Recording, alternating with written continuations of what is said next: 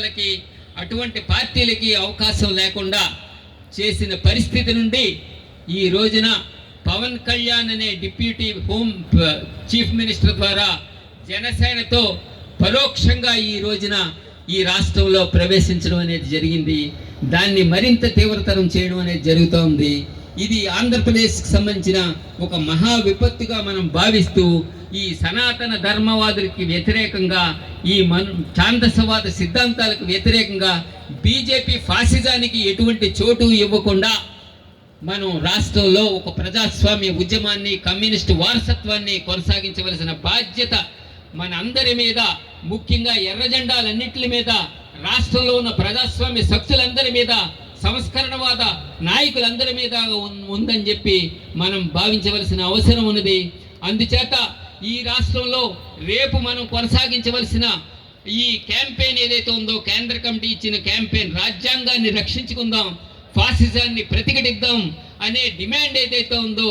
దాని ఆధారంగా ప్రజల్లో ఒక చైతన్యాన్ని మనం కలిగించవలసిన అవసరం ఉన్నది. దాన్ని విస్తృతంగా మన పార్టీనే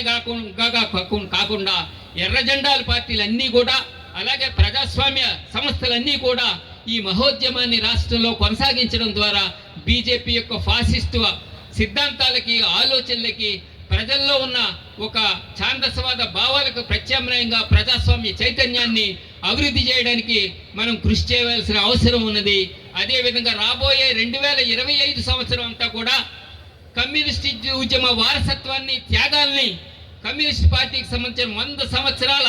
మన చరిత్ర ఏదైతే ఉన్నదో ఆ చరిత్రని విస్తృతంగా ప్రజానీకంలోకి తీసుకెళ్ళడానికి ఒక కృషిగా, ఒక ఉద్యమంగా మనందరం కూడా కంకణం కట్టుకోవాలని, దానిలో మనందరం కూడా ఎర్ర జెండా పార్టీలు అన్నీ కూడా ఒక సంఘటిత శక్తిగా ఈ క్యాంపెయిన్లో భాగస్వామ్యం వహించేలా మనం ప్రయత్నం చేయాలని చెప్పి విజ్ఞప్తి చేస్తూ మీ అందరికీ విప్లవాభివందనాలు తెలియజేస్తా ఉన్నాను.